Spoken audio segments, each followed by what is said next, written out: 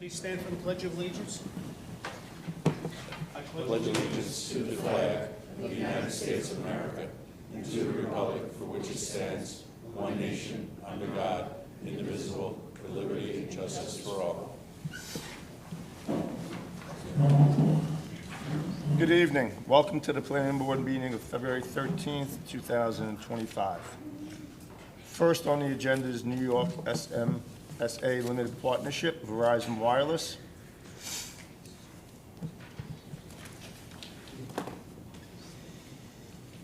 Mike? Yeah, the variance for the height of the tower was granted in, I think it was December, January, and it is noted on the plat. I have no more zoning comments on this project. And Rich? I believe this is on for a resolution this evening, Mr. Chairman. My comments have been addressed. They have provided a SWIP, which I just have to sign off on, that's Stormwater Pollution Prevention Plan. And they did provide values for the resolution for inspection and for performance bonds. So that's in the resolution for this evening. Thank you. And Pat? Yes, and you have the resolution, and as Rich indicated, those bond numbers are in the revised document you should have gotten today. Any other comments from the board? You know this has been on our agenda for quite a while. We rejected it once, it came back around. I think we made some pretty good modifications to it. We did have to work within accordance with the court order, but I think we have a better outcome today than what we had a year ago. That being said, Pat, you prepared the resolution? You have it before you. Yes.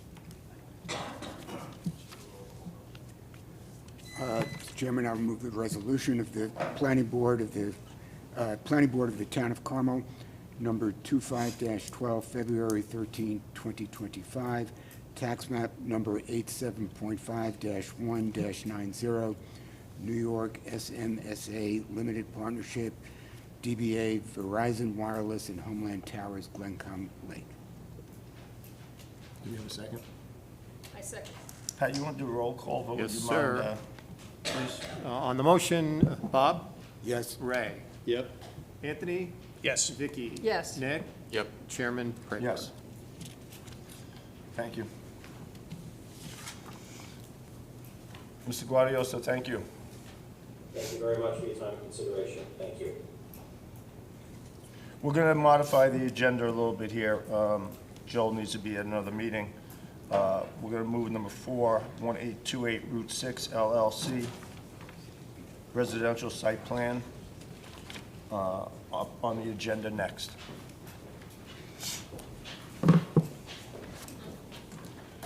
For those following along, we're on agenda item number 4 right now, and then we'll go back to 2.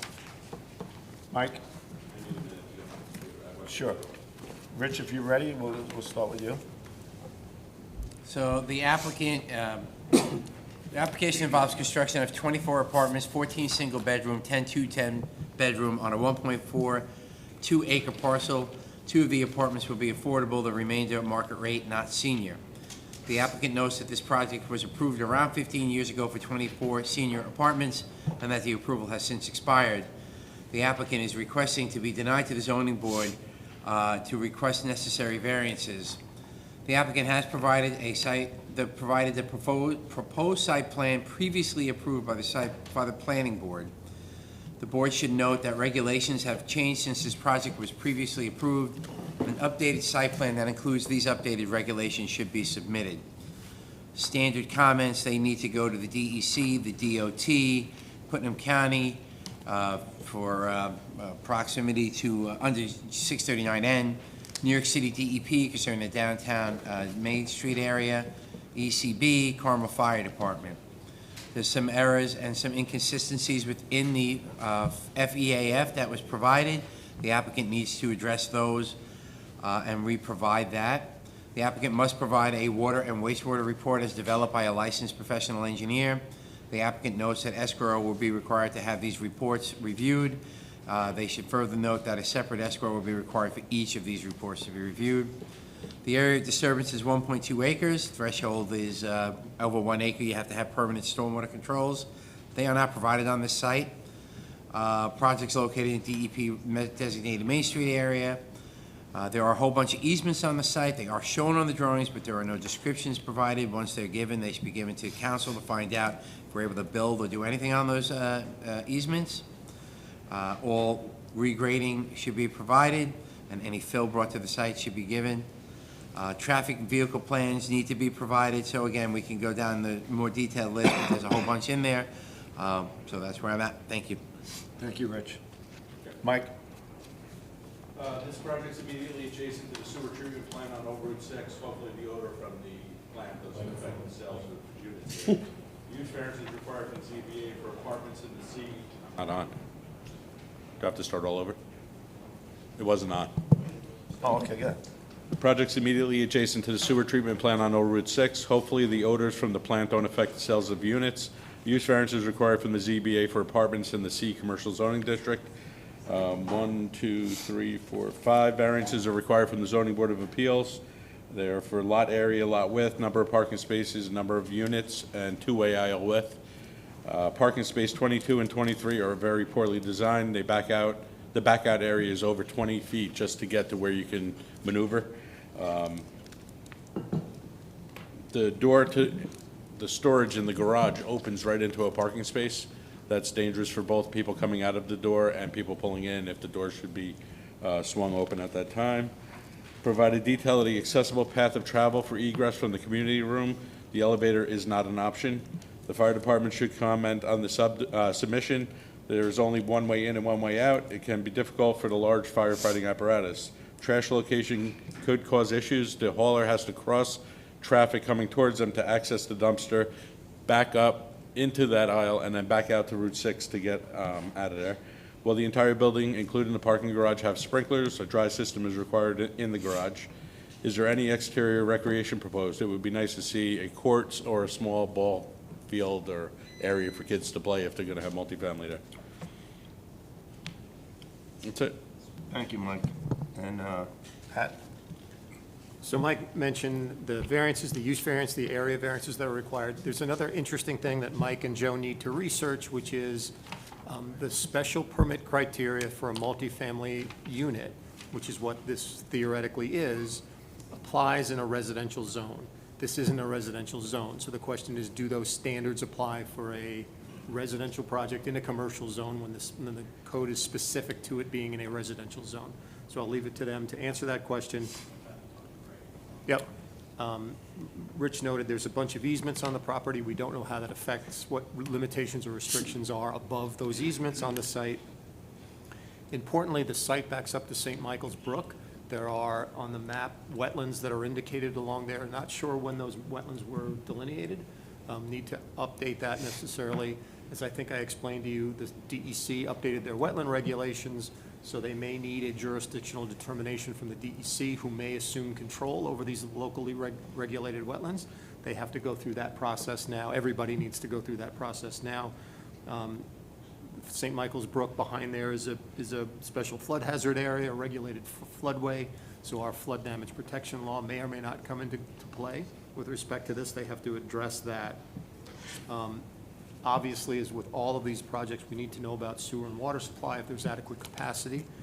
The EAF that was submitted in support of this has errors in it, needs to be updated. And Joel, you need to use the EAF mapper, not filling it out yourself, so the DEC website will correct a lot of those errors in the EAF. There are retaining walls proposed on this, so there's cut and fill going on the property. As Rich mentioned, we need to know the extent of cut and fill, what's coming out or going into the site. We need to know a little bit about traffic impacts on this. The driveways, as Mike indicated, have issues associated with them. There is, in the front of the property, you'll see on the plan, it notes, to Mike's point, lawn recreation area. That's the front lawn. I don't know if that's a suitable recreation area for the people living in the apartment or not. Joel has indicated that 2 of the units would be quote-unquote affordable. We have no affordable requirements in our code, so how that would happen, how it would be regulated, how it would be administered, needs to be addressed if that's going to be a condition of your approval. You can start the seeker process tonight by designating lead agency. And what Mike mentioned, Quist was the name of this approval 15 years ago, and it was a senior housing project. This is a market rate, non-age restricted project, so a different product than what was approved years ago. And as Rich indicated, a lot of rules have changed since then. So we're starting from scratch, and there's a bunch of issues that have to be addressed before this goes anywhere. Thank you, Pat. Thank you. Joe, this is the first time this is in front of us. You want to give us an overview of the project? Sure. As the consultants mentioned, this project was approved for Mike Quist for senior housing probably about 15 years ago, maybe even more. And it was approved, reapproved, and then it lapsed. So as the consultant said, right now, that approval is gone. Rose was nice enough to send me the consultant's reports, and there's absolutely no question that obviously there's a lot more that has to be done before we get to a point of public hearings and so on and so forth. But as I mentioned, other projects, if we don't get, I mean, and Mike mentioned, not only do we need a use variance, but we need some area Joe, can you variance. speak a little Oh, I'm louder? sorry, I'm not sure. area variances, so that basically if we don't get those variances, we haven't got a project. And there's a lot of work and a lot of money involved to basically answer all the questions. I mean, But Joel, certain things. if you can't get some of the parking spots that we talked about, Well- you may be going back for more variances. So let's Well, but clean up the map first. So let me before let me we finish. Yes, I understand that, and that's why Rose gave me those reports. So those will be updated so that when we go to the board, we have the correct variances. Obviously, you will look at them and make sure they're all correct. As far as the laws have changed in this time, there is the wetlands have been flagged properly. There is a sewer easement that goes on the rear of the property, as you can see.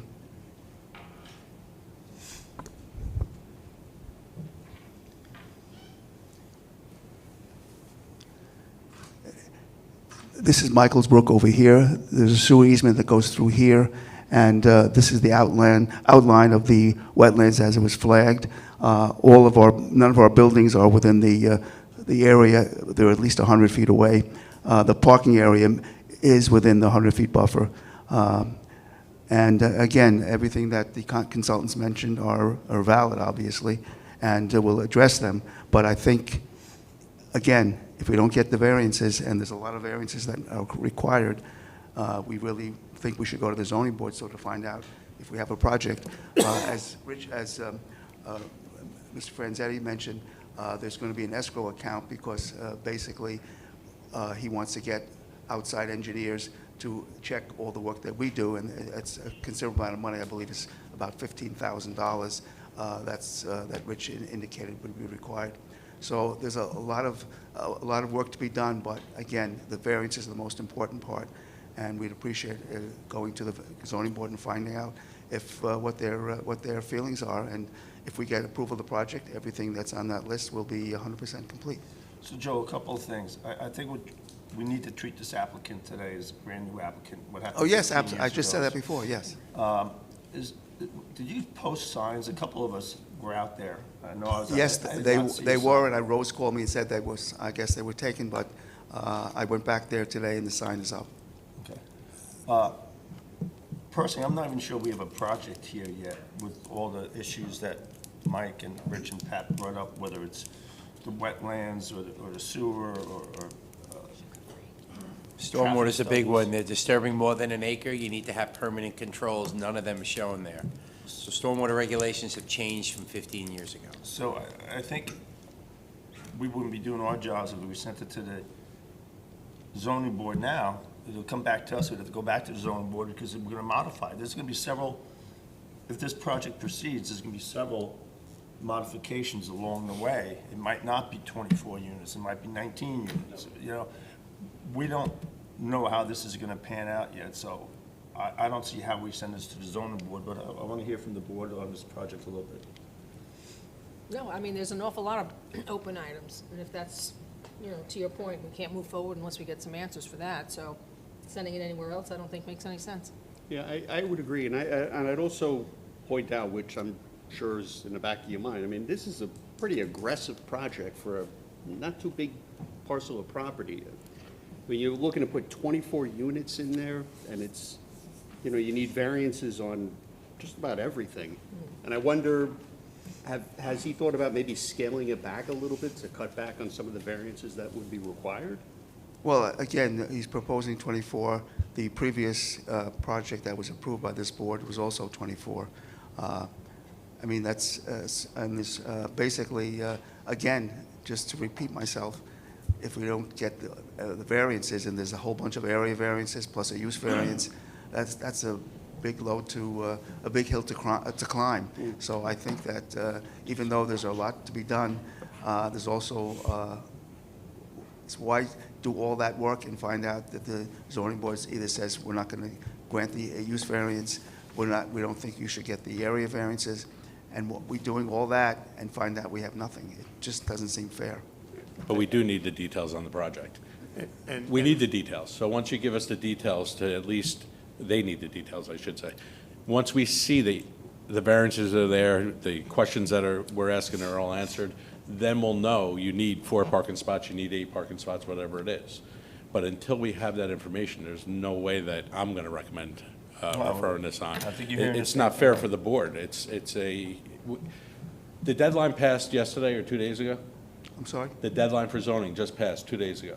So why don't you, instead of trying to ask us to get you on the agenda, go do the work, and then you can get it in for the next agenda. We can maybe get you on for the next meeting. You may not miss a meeting. I understand that. And Mr. Chairman, just to right to your point, when this was approved for Quist, it was a different set of zoning rules. It was under the senior housing zoning controls.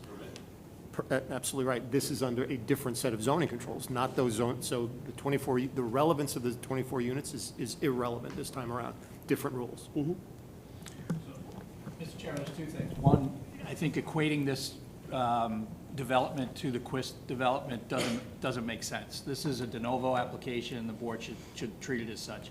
References to the unit counts and things like that really don't make a difference to this board. Secondly, we have in the past, on occasion, passed along our opinions with respect to variances to the Zoning Board of Appeals. You may want to keep that in mind when this matter is ultimately referred to the ZBA. Thank you, Joe. Good points. One question I had, there were renderings of the elevations in the materials. Is that from the previous project, or is that de novo? No, this, obviously, the elevations are from this project, not from the other project. So it's a different design? Yes, Okay. How many stories, Joe? 3. Three? It's the same drawing from 15 years ago. It's not an updated drawing, is it? I'm sorry? You used the same layout from 15 years ago. You didn't The update it. apartment layouts may be, yes, but the elevations are Isn't that slightly what you just different. asked? I'm asking whether the elevations, when I look at the building, is it the same building that was approved 15 years ago? It's similar, but not exactly the same, correct. Because I do have some architectural issues as usual, but, so put that in reserve. The other question I had is, I wonder if you can, Rich, just spend a couple moments on the water and sewer. How do you see this developing here? So like every application that's more than a single-family home or a two-family home, we're running out of water and sewer capacity in the district, right? So multifamily units, we need to understand how that impacts the water usage, the water lines in that area, sewer usage, sewer pump stations, and what we're going to have to deal with going forward. So typically, you get a water or wastewater report, we'll send it out to a consulting engineer. We use Weston & Sampson to do our water work, because they've modeled our system for a couple of different things. We send it out to Falsetti at the moment to do our sewer, because he's done a lot of the work on the sewers. So we do that under escrow. The report comes in from the engineer. We send it out to another engineer. So it would seem that stuff those are gating issues before we get to the zoning board? Because it goes to whether you have a project or not. The sewer and water use, yes. You have to deal with the DOT. I mean, you're going to have 24 units coming out there, and it's 24 units, it's 34 beds. So, let's keep that relevance in there, right? So it's not just 24 units, it's some 2-bedroom homes, right? So, but also the DOT issue, right? You're putting in a driveway where there isn't one now. 24 units, who knows how many cars are going to be there, right? To go in and out on a fairly steep incline right there that it could be problematic, but it needs to be at least assessed and looked at, right? Site distances may be there, but the danger of the people coming down the hill from Route 6, 52 over there coming down, that's problematic, right? So you may need to have a consulting put that out for the review by the traffic engineer. So again, another escrow for that. When you think big things have to happen on the back end of it. I just might add that with regard to the DOT, that when the Quist project was before the board, we did get a permit from the DOT. That permit is still valid? I didn't say it was still valid, but I'm saying that they did the same research. I don't think we should refer to anything from 15 years ago. I mean, I think you could throw all that I think data out also, personally. I'm sorry. Things have changed so much, traffic, Oh, yeah. population. I just want to add one more thing before you decide. As you can see, the location of this property is very close to the big shopping center there, which also is, I think, is a plus. Plus the fact that rental housing projects of this nature are far and few between, and I think it's something that my client has done some research and finds that this particular area, again, almost within walking distance of the shopping center, and it's something that we're not talking about, 3 and 4 bedroom apartments. We're talking about small apartments for young couples, maybe with one little baby or something like that. And it's something that we really need in this particular area. And, Is he willing to put in a sidewalk to go down to the shopping plaza? what's that? Is he willing to put in a sidewalk? It's something to consider, absolutely. I mean, if you're selling us on the idea that it's close to shopping, they Yeah. have to have the way to get to the shopping. Absolutely. So, There is a concept here, and I think we have a concept, but we need more clarity on this. I don't feel like we have an idea of a really clear picture of what's going to be going on here. Okay. And Joel, that's a good point, Nick. And down the line, we do act as the architecture review board, as you Of course. know. So, of course, we would need all the specifications, renderings, what it would look like. Of course. Since it's such a main thoroughfare. So I think we need a motion to act as lead agency. I think that's as far as we're going to go tonight. so I'll make a motion to designate the planning board as the lead agency. Second. All in favor? Aye. Thank you, Joel. Thank you.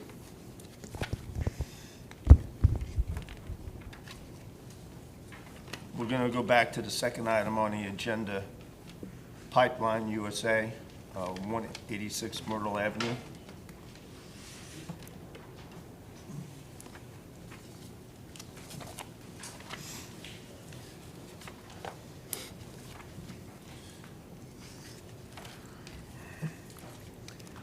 Mike, I believe you had some comments? Yes, the following variances were granted by the ZBA and noted on the plat: lot area, lot width, frontage, and side yard. All zoning comments have been addressed. Thank you. Rich? Applicant has noted the need for the referrals and the permits. They know that they have to provide a stormwater pollution prevention plan, stormwater maintenance agreement if necessary, and bonding and performance bond engineering fee need to be addressed with us for this. And Pat, please.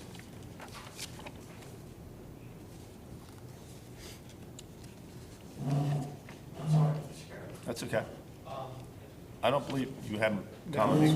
This was one where they addressed all of our issues prior to going off to the zoning board, as opposed to the prior application when you were hearing an applicant saying, we don't have to do that. This is one where they did that, so all those issues have been resolved. The variances were granted for the revised and amended project, so we have no further comments. Questions from the board?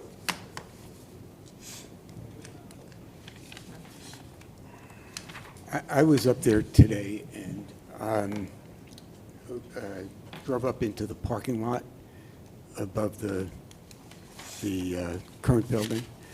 And from there, as I understand it, the construction is going to go into the hillside essentially after the parking lot. Correct. Okay. And so what is the distance to the nearby homes once this thing is constructed? Swing around here. We're outside of any setbacks with it, so we've got 41 feet to the nearest property line. So to the nearest home, I'd have to take a look at an aerial. We don't have that here, but we're over 40 feet to the property line, so it'll be well in excess of that to the home. Mike, is this mixed use? Yeah, this is a mixed use. There's 2 apartments above. in the existing place. That's what, one of the variances they got was to expand the non-conforming. Clearly an expansion of a non-conforming, this was. Right. So the issue I'm raising is that I'm scratching my head, actually, over what is a bucolic view that's going to be turned into a warehouse, and how that affects the neighbors. I'm having a hard time hearing, but I'm sorry, is this not on? it sounds like you have a question about the view. We have shown some evergreen landscaping, some screening that'll be close to the property line, so that should screen that view. It's also important to remember that you've got the hill that comes down this way, and the building's going to be set into the hill. So from the side and the rear, if you're going to see any part of it, notwithstanding the landscaping that's going to screen it, you would be looking maybe at a roof line. You wouldn't see the mass of the building, because that is going to be set kind of mostly into the hill. And is the roof just going to be a flat roof, or? It'll be a pitched roof. I think we've provided the Yes, okay. the building plans. Doors would face Myrtle Avenue. Correct. So you drive up that hill, and Yep. when you get behind there must be 10, 12 vehicles up there.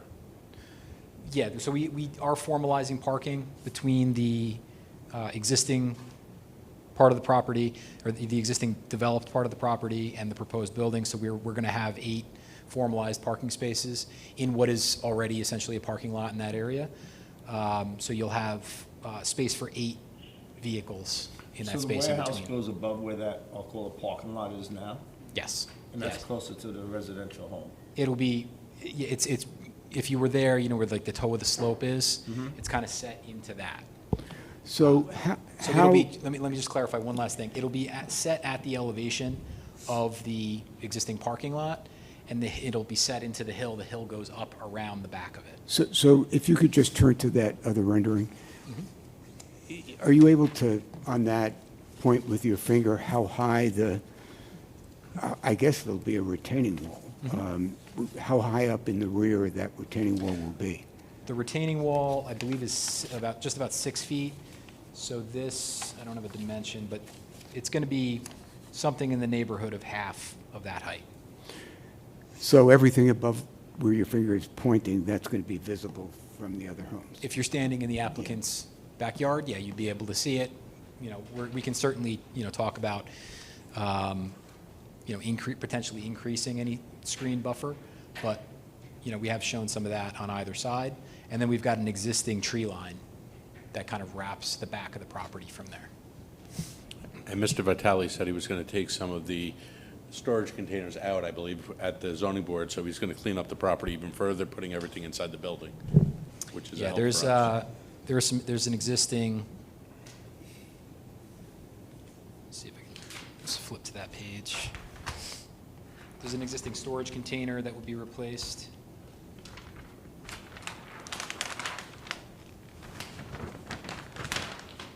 Or I should say, the material that's stored in this storage container that's right near the property line, that would be removed. That material would be stored in the new garage, in addition to material that the applicant is currently paying rent on rental storage units in order to store. And this would all just be, dry material, pipe, and other materials that he uses for his plumbing business. I happened to watch the zoning board meeting that night when this was presented, and there were quite a few neighbors. In addition to, we've received a letter from a neighbor. What I'm struggling with here is, how do we make this look better tomorrow than what it looks today? There might be an opportunity to do so, because there's 10 pounds in a 5-pound can there, especially if we had a warehouse, right? And I think there's an opportunity when you look at the storage container, when you look at 10 vehicles, give or take, there's got to be a way that the neighbors end up with a better view shed than what they have today. Yeah, absolutely. I just don't want to add to problems. Yep, and the applicant is perfectly happy to work with the, with the neighbors' concerns. We can certainly talk about potentially increasing any landscaping that's been shown. We're showing some existing evergreens here on either side. If there's a desire for that to be increased to help augment some of that screening, we're happy to look into that. Well, wouldn't it be the entire rear that would need to be landscaped? Well, there's existing tree line here, so there's, I didn't see many trees when I was up there. It looked like a pretty clear view.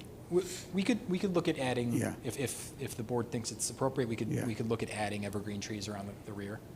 And can we look at like siding possibly as well? Possibly a siding that, I don't know, makes it fit in with the neighborhood a little bit better.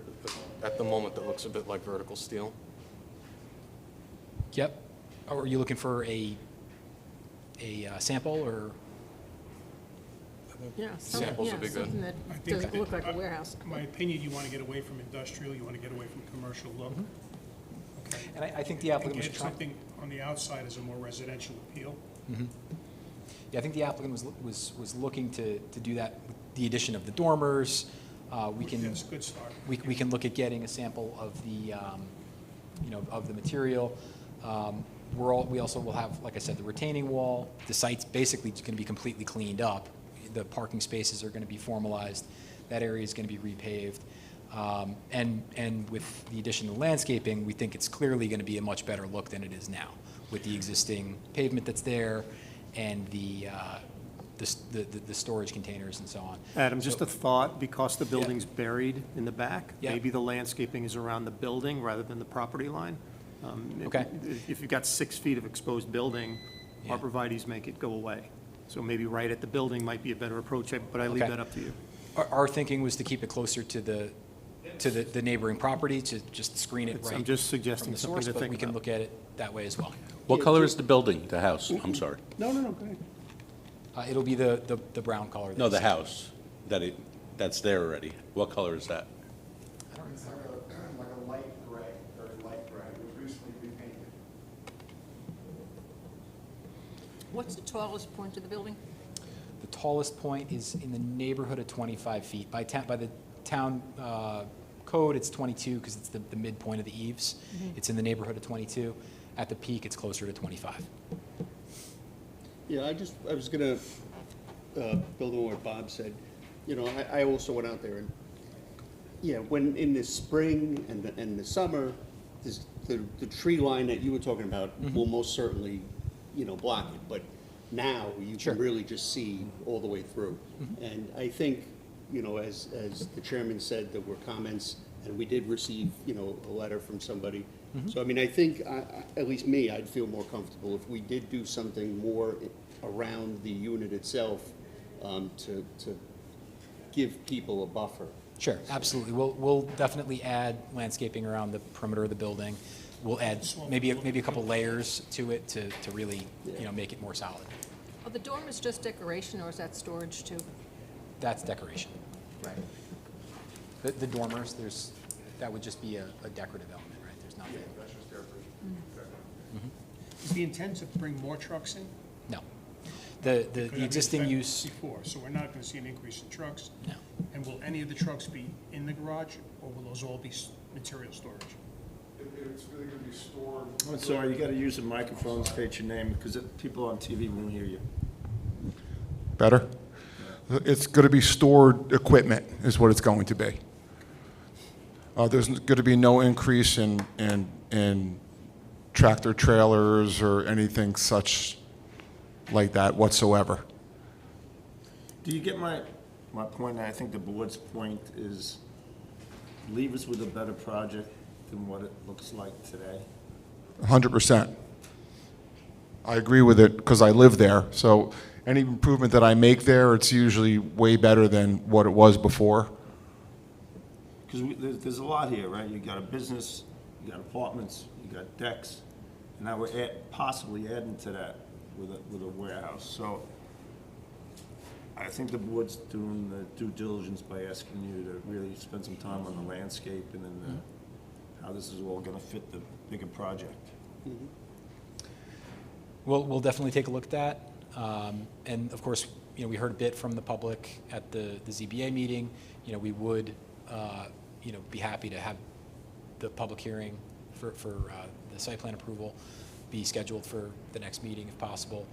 We'll take a look at the landscaping, and then, again, like we said, we'd like to hear, from the public. One more question, more affirmation. Will there be any increase in traffic entering and exiting the property? No, with this project? there's no increase in the intensity of the use of the site based on this warehouse. It's simply a place to clean up the rear of the site so that all the materials can be stored in a nice new building, in addition to what the applicant stores off-site. But there's no new employees, no new trucks, no new anything as a result of this. This is simply for dry storage. Thank you. So I think there's a couple of things we can do. I think we could be reasonable and work in parallel here, because I personally like to hear from the public on this one. I think it's important. So we can, I'll ask to make a motion to schedule a public hearing, but it's not going to go any further if you don't meet the board's requirements. Of course. And what they're asking for tonight. Just be careful, because that starts a Maybe one clock, more- so. Maybe come back one more time before the public hearing, and then we'll. I'm sorry, Mike? Be careful, because that starts a clock. When you close the public hearing, you have to decide within the next amount of days. True. So don't close the public hearing if you're going to open it. You could keep the public hearing open, yeah. We can keep it open, but I think we're still one more meeting away from scheduling a public. I agree. Schedule a public hearing when you're satisfied with the plan. We're not satisfied with the plan. Yeah, no big Not deal. satisfied. I mean, I heard promising things, and, let's take it to the next step, and then we'll. Okay, Yeah, and some samples of the outside, too, I think would be helpful. we'll see what we can do. Yeah, good. One other point before you go, the door, the garage doors on there, what color are those going to be? Right now, they're going to be white. Does that make sense, understanding the comments that we're making? It's just going to be very stark. What was, I didn't hear you, sir. I think he's looking. Does for it maybe make more sense to subtle have color. a white doors on a building that we're trying to make more pretty and less obtrusive? Maybe we match the color of the overhead So doors to the. I'd be more than happy to make the garage doors darker if that's what you're asking. Yeah. Adam, you've been to us a million times on a million different projects, as Insight has, right? I think you know where the board is going, right? So you put a farm-looking building down on Over Route 6, you put a farm-looking building over on Baldwin Place Road, maybe a little something that's more in character with the neighborhood, that you show it that way. I'm just making a suggestion, that's the board who's gonna direct you to do that. So you kinda had a barn thing down on Over Route 6, guess what? The doors were really cool-looking doors, right? So, I'm not saying paint it red, but I think the board acts as the architectural review board. Definitely not red. Right? No, but they act as the architectural review board. They're acting at that point right now, but you know what they want, you've seen what they've wanted, bring that back to your client, and say, here's what we're gonna do, and bring those renderings back to the board. I think that's gonna get you to the end zone here faster. Understood. Yeah, I think the big holdup's just the appearance. I mean, the use sounds like it's going to be improving the site, and it's not much different than a normal residential separated garage. It's just, we Correct. need something that looks a little bit better. Understood. All right, see you Okay. in 2 weeks. All right, thank you. Thank you.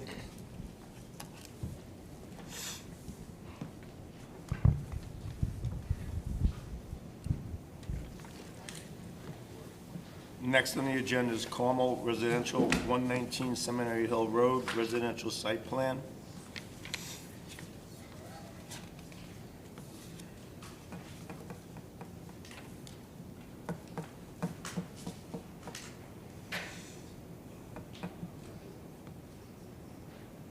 Mike?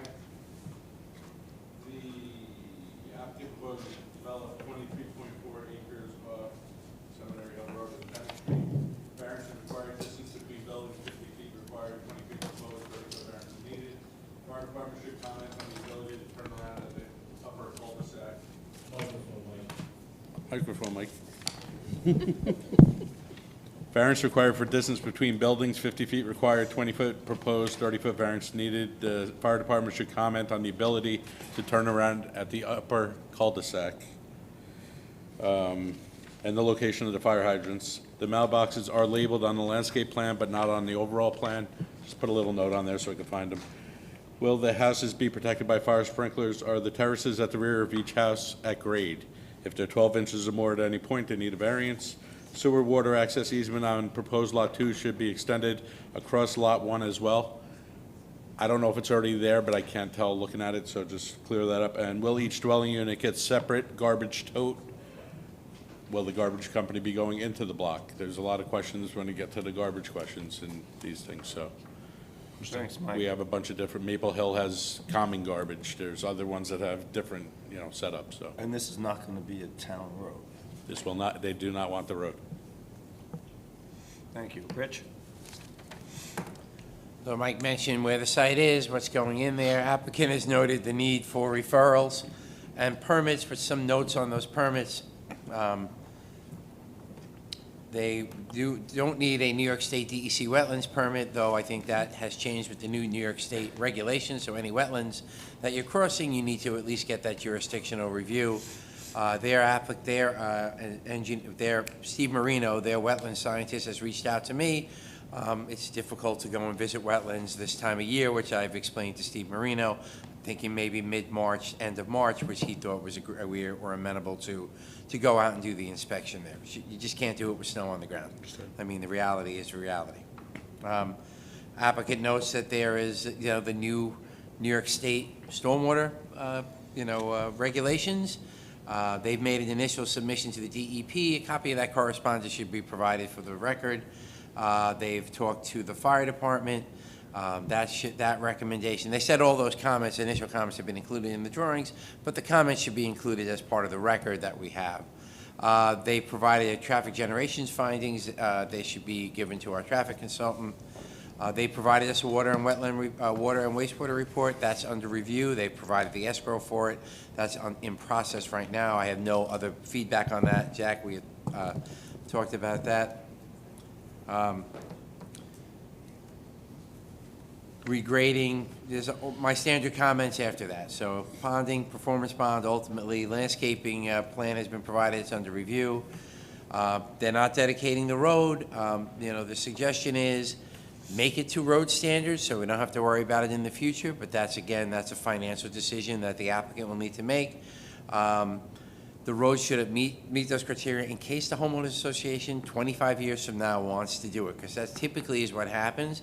And then they have to go through a bigger process going forward. Spend the money now, it's cheaper in the future. Otherwise, they should be using 8-inch base, 2-inch binder, 2-inch top. After that, we'll provide the rest of the comments by Rose. There's a bunch of those. They've addressed most of them, but they're still in the process. Thank you, Rich. Pat?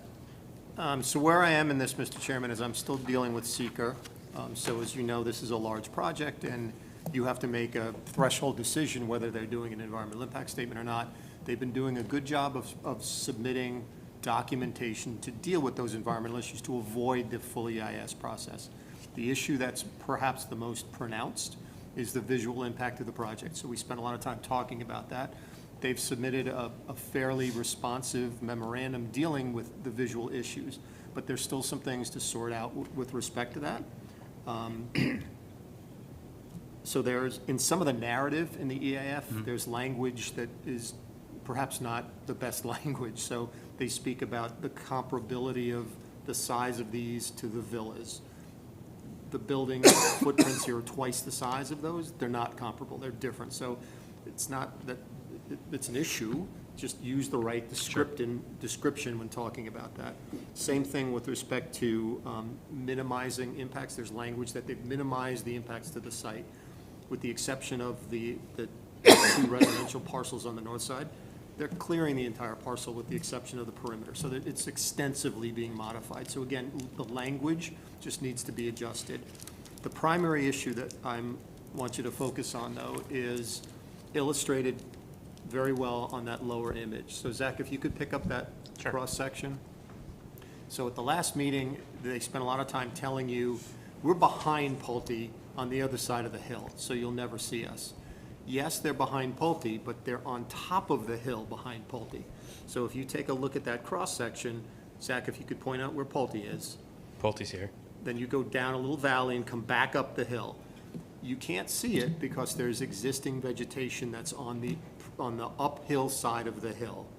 If that vegetation at the top of that hill is removed, and some of the vegetation on the site is being removed, you'll have a view of the top of this project. There's no question about it. So there has to be a better understanding of what's coming out of the site in terms of that existing vegetation.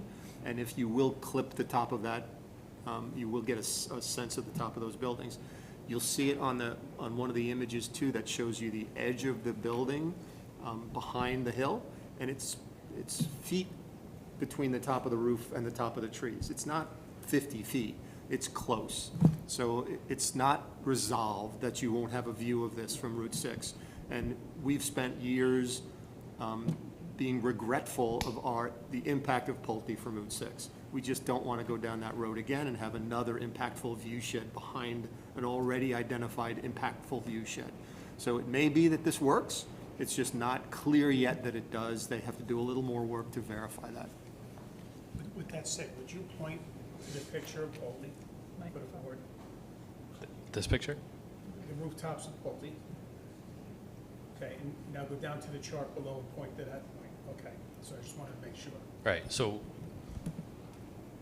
oh yeah, I'll get to that. So, we did this, right, and I just wanted to point out that there was a direct line of sight and a clear line of sight shown on this section, right?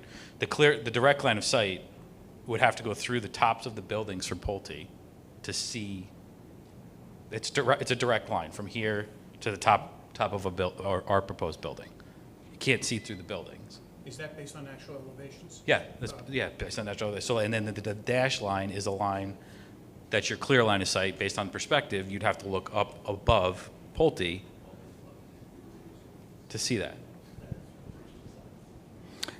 I'm not sure I understand. Can you explain that difference? So a direct line of sight would be at this location, Right. straight line to the top of our proposed buildings. Right.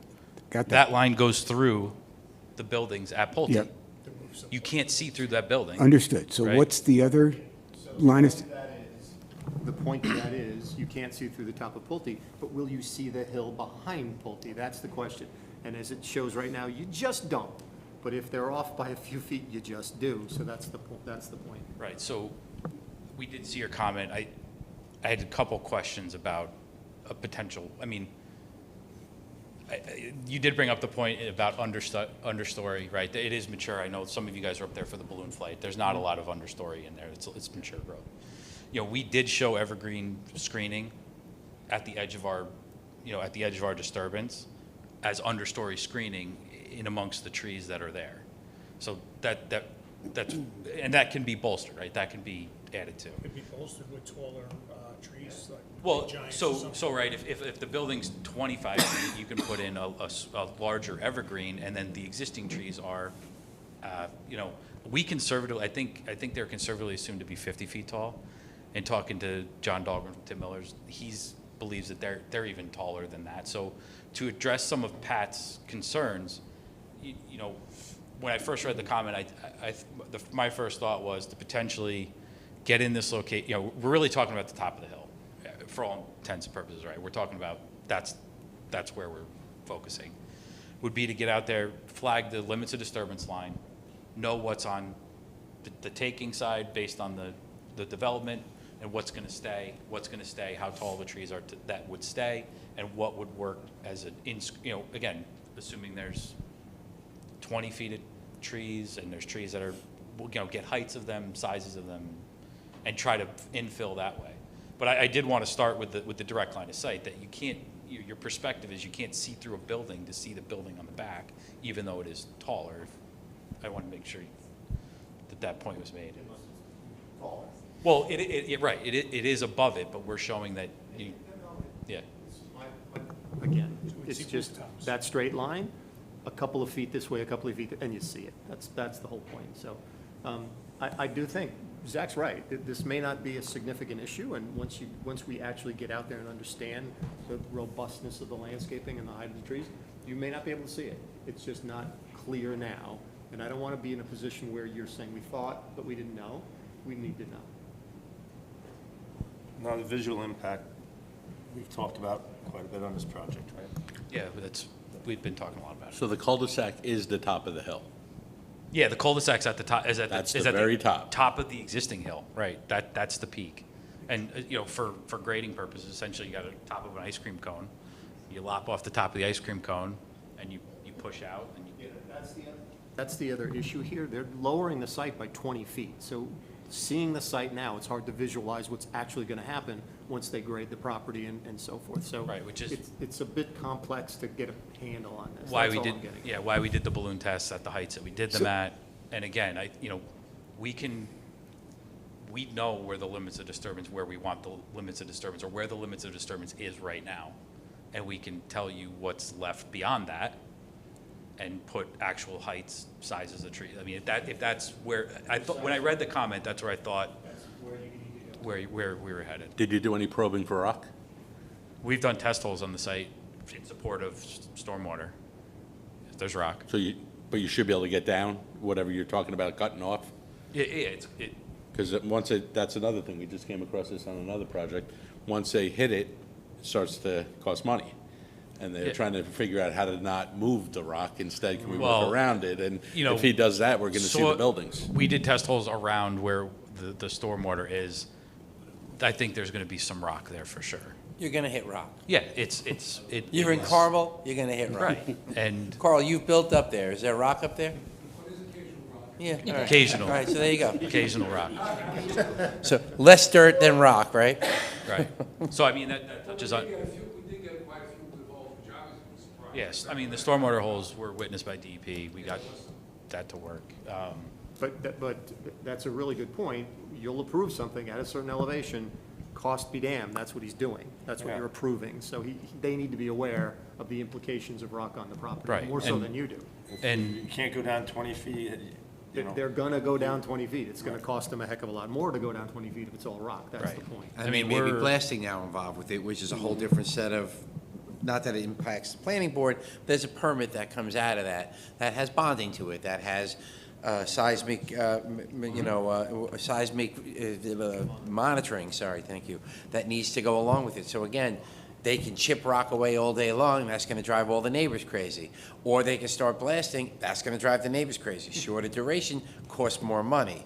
So again, there's rock, they're gonna hit rock, are they gonna be able to get down to 20 feet? What's it gonna take to get there?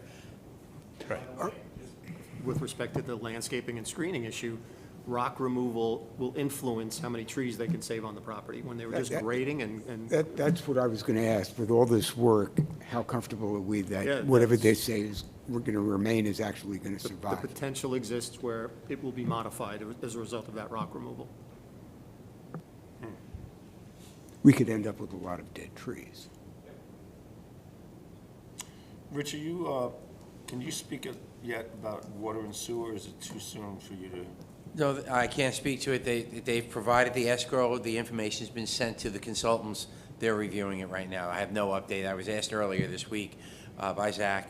I had no update to give him, so, but I'll follow up and get something back as soon as we can. Some initial comments or whatever they are. Yeah. So, And just to touch on a couple other things, the grading of the road and the grading of the site, we have an 8% road in, we have lots off of either side. It's not like we're not gonna go steeper than that. I mean, the top of that hill is dictated by the starting point on Seminary and working your way up to the top at an 8% grade and pushing off and cutting into the sides of the hills that are there to create the path. So, and I did see that in one of Pat's comments, like to expand that right up as to why things are the way they are relative to the grading. And yeah, the other comment just had to do with earthwork. I mean, Phil's gonna come from on site, where we are anticipating. And Zach, just to be clear, all of that information allows them to go to a neg deck. Absent that, there's too many questions, the inclination is to pause deck the project. So all of this effort is you're well-served to Sure. deal with these questions now, no question. Understood. Yeah, but, this is an earthwork project where there is gonna be an excess that will be removed from the site. Just remind me, how many units are there again? 50. so again, going back down to the wetlands, just reach out to the state with that regards to, and I can meet with Marino later on, and Yeah, Steve, I'll talk to Steve. Steve's. But you have, go through that whole state process Steve's to got at it. least start that aspect of it, because it's required now by state code. So, Understood. Zach, just so you, I've heard from the first people that have been going through the process, the DEC has been responsive in days. Very So responsive. as you know, the law allows them 90 days to get these responses, but they're doing it in a couple of days. So I was very happy to hear that, so.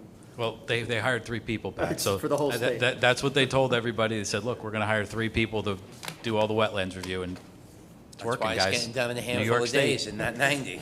Our state work, yeah. Pat, does this need to go to the ZBA? So we just need to wait. We have, Well, there are variances. Buildings are too close together. Right, Oh, yeah, separation. right, and one of the lots is, there's an area variance for one of the lots. Correct. Oh, that's subdivision side. Subdivision, sorry. I'm trying to keep them together but separate, you know? Separate, because we have to do one before the Yeah, other. yeah. it just seems that we can't do a heck of a lot till we find out with the water and sewer. And let Zach do another turn of the crank with the landscape. And has this gone to our architect yet? So we did provide our updated architecturals, and we're gonna have colored renderings for the next meeting. It would be helpful for, As well? Yeah. There's no Yeah. reason why we wouldn't. Send it to the architect. It's not gonna. I'm not sure if you heard Anthony, but we could do that in parallel. The What's- we have an architectural consultant that'll save you a little bit of time. Okay? Yeah, we Yeah, can certainly pass it along. Rich, I did have a question just relative to traffic. So there was traffic in the expanded EAF. Do we have to send that out to, is there another escrow that needs to be paid We to should send that out, or is that to just a part? traffic consultant, yes. Yeah, I mean, it's a large development being put on some arteries there that need to just be assessed, so. Yeah, I mean, there was, I don't know, 20 pages or 30 pages of traffic in what we already And I provided, thought so. the report looked okay. Yeah. Just that we don't have the capacity to. Okay, so reach out to Rose and send the traffic off as well. So the answer is yes. Got it. Clear. And Zach, when you reach out to Rose, you can mention all those. She'll see it from the minutes that we're going to send this off to our architectural consultant. Okay, so should we wait to do that until we have the colored render, or, because we gave you guys updated, So what I would suggest is, let's post the escrow for the architect and then start talking to them. Okay. And tell them what they Yeah. may want something presented in a different way or whatever. Okay. So work with them. sure thing. Escrow's a permit, though, so you gotta get the permit. Architect isn't a permit, so you pay a permit fee, and then they determine what it's gonna take to review this. So you don't have to do an escrow for them. Maybe for traffic, again, speak to Rose, she'll guide you through the process. But there's a permit, it's just minor fee for that. They give you the first review under that, and then they determine what's necessary for what they need to do to review it in total. Sure. And I would say, engage the board sooner rather than later, even with the architectural review board. Once you do the turn of the crank with them, come update us so that we can make sure we're all in the same direction. Great, yeah, understood. We I don't heard want you to we heard it loud so and clear far that way. that Pulte's not the standard that Right. we have to But we hit, don't want to so. waste anybody's time, which is money. Understood. If you start going down one path, and, so. Yep. Okay? Thank you. Thank you. Thanks, Carl.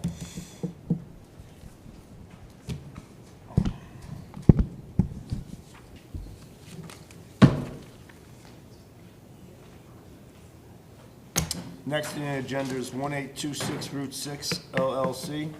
You did that already? Oh, yes, we did. That's number 4. Number 5. Downtown Mahopac Properties, 559 Route 6. Bond return. You gonna come up, Dave?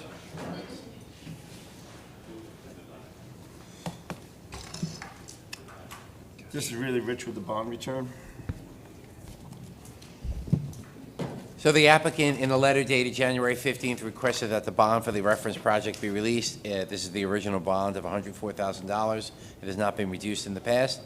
I've performed multiple site visits on the site, most recent being February 7th.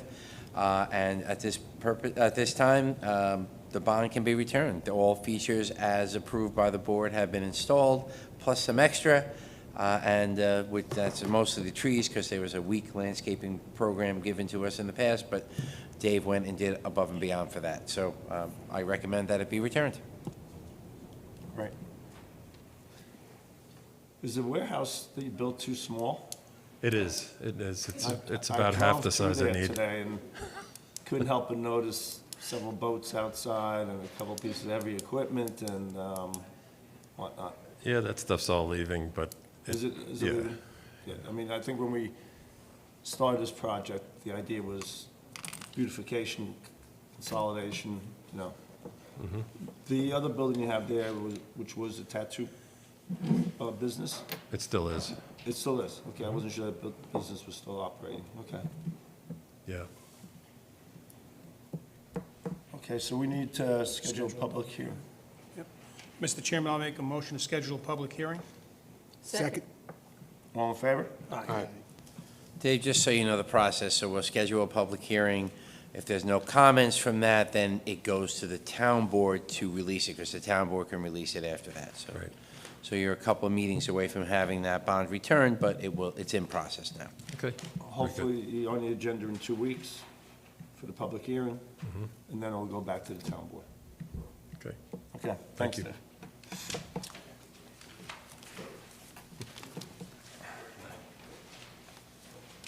Yankee Land Development asked to be off the agenda, so items number 6 and 7 are off. And then, last but not least, 22 Kennard Road regrading application.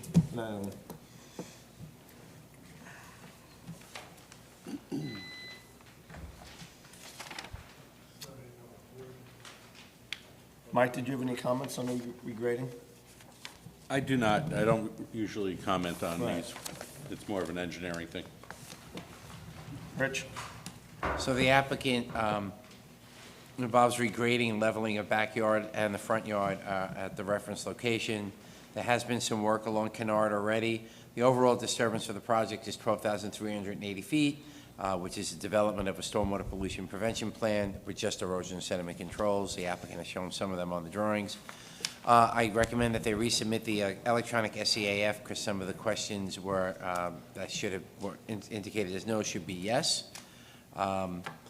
They should provide a construction sequence, an individual sweep or a SWIP, or it could be listed on the drawing itself as what your SWIP is and what your pieces of it. There's a minimum and maximum elevations of the retaining wall should be provided on the site plan. There is some various pieces of information pursuant to 15643, which includes assessment of runoff from the site, with to make sure that there's no erosion or landslides, location of disturbed, and its areas as relation to natural water courses within 300 feet, location of any wells or any depth thereof. There shouldn't be any because they're in a water district, and existing and final contours to show how the slopes are no steeper than 1 foot vertically, 2 foot horizontally. So there's some minor information that is readily, or can readily be pulled together. It just needs to be put on some drawings and some information given to us. Pat? No issue with this, Mr. Chairman. This is a Rich deal. Rich, did you mention that there was already fill brought into the site? No, they've already done some regrading. No fill has been brought to the site. Regrading. So they've done some of the work along Kennard, which is kind of how this got brought to our attention, because it got called into Mike's office. Dennis went over there. We said, okay, we didn't issue a notice of violation. We said, you got to come and do this. This is what you need to do. So this would have been a natural progression from issuing a notice of violation. They got ahead of it and decided to give us the information, so no notice of violation was provided. Right. Good evening. Would you like to introduce yourself and explain the project you have in front of us? Yes. Good evening, members of the board. My name is Greg Cacciapoli. I'm the engineer on the project at 22 Kennard Road. The project consists of reconstruction of an existing retaining wall that's along Kennard Road, and then corresponding regrading behind the wall with some fill to level out the top of the slope. So we're going to slope to a level area close to the driveway. And that's pretty much the scope of the project. I mean, we do have to protect the roadway during construction, erosion control at the bottom of the hill because it does slope toward the road. So that was one of the main things that I addressed, I gave a roadway closure detail, or a lane closure detail, not roadway closure, I'm sorry, a lane closure. And that's really it. There's nothing Greg, with that else. lane closure, you're gonna have to work with our highway department, because that's a town road. Okay. And what is the wall heights that you have? That's why I asked for the bottom and top elevations. Anything over 6 foot? 4. Anything over 4 foot needs approval from the building department. And zoning board. And zoning board. Anything over 6 foot needs to Ah. be signed off by a structural engineer.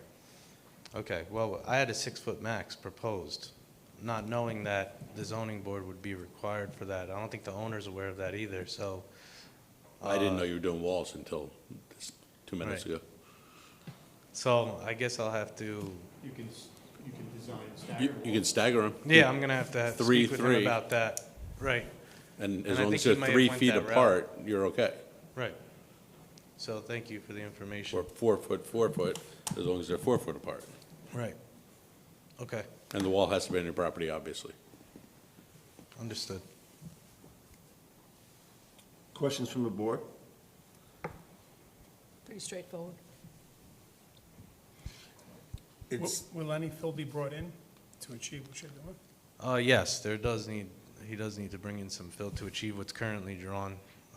Probably the new iteration also, although since we're stepping, there's gonna be less fill needed. So, but yes, there would be fill So we have to required. follow all of our town requirements on that and test That's right. reports and whatnot. And manifest and Yep. so on. So are you gonna modify the wall? Well, it depends on my client's response to, So there's nothing more you could do No, until he I think decides? there's another turn of the crank, if you will. You could probably get an agenda in 2 weeks from now if you can get the work done in time. right, okay. We're not looking to slow you down at all, but it seems like there's some unanswered questions. The wall being one of them. Yeah, and I can't speak for him. Obviously, the fill, Anthony mentioned, has to be certified. No problem. So why don't you work this? a little I'll work more? that out and I'll be back. Great, All right, thank you. thank you. Thank you. Do you need these sets? Or no, since we're. No, they have the same ones you submitted to Rose already? Yeah, no, we're good, thank you.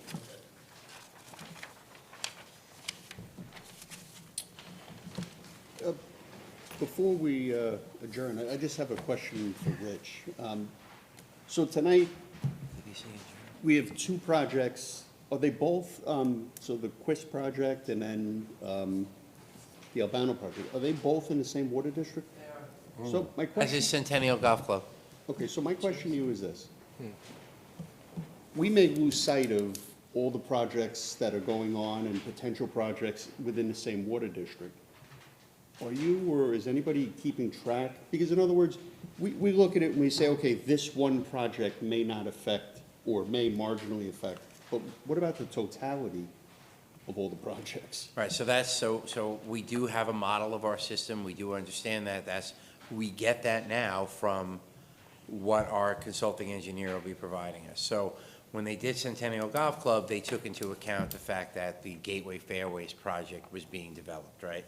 They also knew that there'd be a distillery and also the assisted living next door to it, right? So we know there are projects out there, right? We knew Polte was there, you know. The argument that you'll hear from the consultants is, from the applicants is, well, you know, we don't use all that water, you only design to that. Well, yeah, you're right? There might be some validity to that argument, but that's not how this should be looked at, right? So this has been historically first come, first served, and that's, you know, we got to kind of rethink that. So I can try to keep the board more abreast of that and get better information when we figure this out. Since, you know, we have it from Centennial, I'll ask them to give us information on this one with regards to it. I think we'll be fine. It's fine for these, right? It's when the next group of 24 homes wants to come up. Right. So the vision, you know, the way I see it is the planning board holds the keys to the kingdom on that one. Part of it was not to knock Mr. Gu, but adding 3, you know, 2-bedroom apartments above the restaurant, while it's a good idea, right? We run out of capacity with our sewage treatment plant. Now, 6 more bedrooms in a plant across the street, it's not a big issue. But if we want to develop and go all the way up Route 6, every little bit we take away takes away from what we could develop on that corridor. When the hotel was coming through, part of the argument was that that site is not connected into our water district. We had issues 3 years ago when we had a drought going on. We were almost, we were producing 230,000 gallons a day for a plant that can only do 250. So, or maybe it was 330 and 350. I forget the hard number. It was in my report. If they were using 50,000 gallons a day at a hotel or whatever that number was, how do I say to somebody at the other end of the district, I can't give you water, it's all being used in downtown Mahopac. So those are the things that need to be thought about and looked at, and the assessment needs to maybe include some of that looking into it. That's why when Joel says, just send me to the zoning board, we'll work out that stuff later, you can't put it down the road. Those are fundamental threshold issues. There's no water for your project, Joel, so what's the sense of getting a use variance if you can't service the building? But I'm seeing another issue, which is what I think you were asking about, Ray, which is, in effect, isn't it first come, first serve? Because while, all projects extending down Route 6 all sound nice, but if and sometime in the future, which is not here today, and someone comes in with a project today that says, I want 24, I want whatever, if there's capacity in the district, even though it's getting close to the top, he gets it, right? But what happens if I've been paying taxes for 30 years, I get my project submitted, and you say, sorry, can't do it? Do I come out of the district and you give me back my tax money I paid? That's not fair either. You got to look both sides of the But story. what do we do? I mean, we can't. Well, no, you're the planning board. That is exactly what you should be doing. No, but if somebody comes to us with a project and there's capacity, are you saying, no, we shouldn't give him approval on the project because maybe sometime 5 years from now, somebody's going to do something bigger down the road? We think we'd like that guy's project better than your project. Well, we don't even have the project. No, but so again, when you're getting close to the end, you probably want to meet out what you have left regardless, right? So not every project has to be a La Bondanza, right? I'm not saying that they shouldn't build something, right? Maybe 34 units at the bottom of Route 6 is a good idea. Maybe it's not, Maybe it's 10 pounds of stuff in a 5-pound bag. I don't know that. That's part of what we need to be looking at and thinking about this. I'm not saying any one project has a merit or is not merited, but we together as this planning board need to figure that out. What's good, what's bad. Yeah, but just because I can put it in doesn't mean it should go there for those reasons, right? Because there's a lot of empty parcels. And that's a bigger issue. I don't know that number. I don't know the extent of what's available out there. But there's a lot of empty parcels in Water District and Sewer District too. That now you're talking single-family homes. They may not be able to connect in the future. As Mike said, they've been paying taxes forever. Maybe they haven't. Maybe they've opted out. Again, those are things, what we should be doing as a planning board. So it's the question I think that you, Bob, had asked, who's keeping track of all the projects that are going in that same area? Is there a way for us to get that sort of information, so to be updated? Yes, I can ask when we're doing this now for the Carmel residential, right? So the answer is, I can ask them to give us where we're at right now and what they think it's gonna be, right? So yeah, we have some of that information. It would be part of their study. I can ask them to include it or put it off to the side as part of it, but it should be included as part of their assessment. But it sounds like you're saying that's just half the data you need. The other half is, how many empty parcels are there that are capable of being developed? And if you see there are 20 other parcels that could easily support projects like this, then maybe you have to say to yourself, is this what we want to spend our water on? Yeah, and the problem is, there's a randomness to the projects we see. Yeah. So there are some communities that allocate their water and sewer supply to the 15 development parcels that they know are potentials for new development. So they allocate the water. If you do it, you're getting this value. We don't have that because it's just, we don't know if somebody's coming in on one end of the district or the other end of the district, so it's random for us. So we can't allocate that volume to a particular location. It really is first come, first serve. So Vicki, to your point, you should have this updated information every time there's a new project, Yeah. because essentially, you're the ones that are making these decisions. Yeah. So you should have that infrastructure oversight role, because there's nobody else doing it effectively. It's you on a case-by-case basis.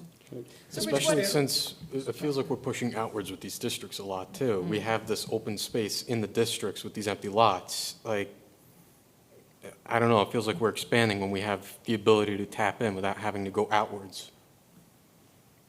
Yeah, and I think also, I mean, the point, and maybe I didn't make it as clear as I should have, is, you know, we have these projects like the distillery, and so it's not in the works right now, but we've already approved it, and down the road, it could all of a sudden, they could come up and say, hey, we're gonna start construction tomorrow, and then, so that's a certain amount of water, and then we got Quist, and we got the other one, and so I'm just saying, and thinking out loud, how do we know that all these new projects aren't gonna put us at the threshold of the water district and sewer district, and Right, which is why this escrow is being put forth, to have you understand what goes on, which then becomes part of, is it part of your environmental assessment, which it is, water and sewer is part of what an EIS would be, right? So, you know, again, that's something we'll get when these guys review it and go with it from there. maybe this is a question for Pat. So if we had a project come in that was in a water district, I mean, does the board have the ability to say to them, sorry, you can't hook to water, but if you want to do your own well, you're more than welcome? That's my point. Can't we get Can't do wells wells, to okay. supplement the water district? Can't do So, it. so county code doesn't allow that to happen. If you're connecting to water, you can connect into water. So the other half of it is. What if they do- went strictly well? Again, if you're in a water district and you have access to the water line, you have to connect into it. If we can't provide you water, that's a different story. But if we have a water line So let's get passing to the right in front point of that your we're at house. capacity, and we have a project that we like. Then they still can't put a well in if they want to bear that expense? If you're in the district. So that would be, doesn't make sense, that if the they're in a county district may and we allow can't it. provide water, Right, the county may allow it, so it would be a you'd have to case-by-case have an appeal basis or on that. something. But can we, What the county would do is say, increase your water supply. Like, They allowed Paladin to do it for the cooling. Remember, they said they were gonna Right. do wells for cooling? Right. Not potable, but for the cooling Yeah. system. right, But again, that was when there was not a pinch. Like now, when there's a pinch, maybe there's a different. but do we get to say, we're close to capacity, or we're nearing capacity, and I don't want to, we don't think your project is worthy of spending this water or Yeah, sewer on? and that's where- say, better not be the sole factor. Right, but under seeker, if there's an Yeah, that adverse wouldn't hold up. impact associated with the project, you have a basis to use that as leverage. Right, a factor. Wow. Yeah, Richard- it's- And we're not there yet, but we're getting there. Exactly. So again, you know, we can change zoning, that's still being reviewed, and maybe that's something that gets added in there. Pat and Mike are taking a look at that right now. Maybe that's something that could get added in there that accounts for this, right? Maybe not, I don't know. I mean, I'm not trying to throw you guys under the bus, but, you know, so, you know, that's kind of what we gotta do. So we're not there yet, but I keep banging the gong because you gotta know it, right? Every So- one of our codes says you must have adequate water and sewer systems for everything, so. Rich, what's your best guess, knowing what you know about this capacity and all these different projects being built and people coming in? Your best guess, I mean, we looking 10, 15 years out that we're gonna be looking to drill wells, or Mike, is when do there I enough? retire? Mike, when do I don't know. So when these guys do the assessment as part of, you know, so we know we wanted to put a new water treatment plant in Water District 2, right? We can't go higher than 1.1 million gallons per day because that's the size of our sewage treatment plant. Yeah. So at the sewage treatment plant, we're probably averaging about 700,000 to 800,000 gallons per day. So we're not there yet, right? We still have 200,000 gallons, but once we hit those 200,000 gallons, you know, you're there. So if you're hitting 50,000 gallons, you're hitting another 50,000, you know, so you can get there quick Yeah. with big projects, right? Again, when you speak to the applicants, you know, not everybody flushes their toilet at the same time, so you're not gonna get that all at once. Not everybody's showering at the same time, so you're not getting the water use and the wastewater, you know, use all at the same time. But again, you design for that, you figure that out, so you plan for that, And right? what I would say is, once we start getting close to there, part of the conditions of approval is you're using water-saving features in your plumbing and so forth. We don't do that necessarily now. People choose to do that, or they meet the current building code, Yeah, but it's go correct. above and beyond, right?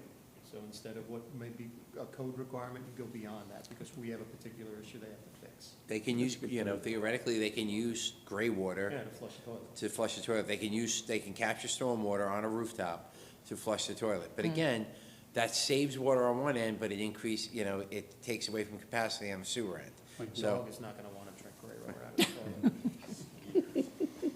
Good discussion. Yeah. Sorry to open up this can of worms. Good but- discussion. no, it's not a can of worms, and I think we're okay for right now, but again, the reason why these are being asked for is so that we all have an understanding of what is coming up, what's going on. So we know what's out there planning-wise that hasn't been built yet.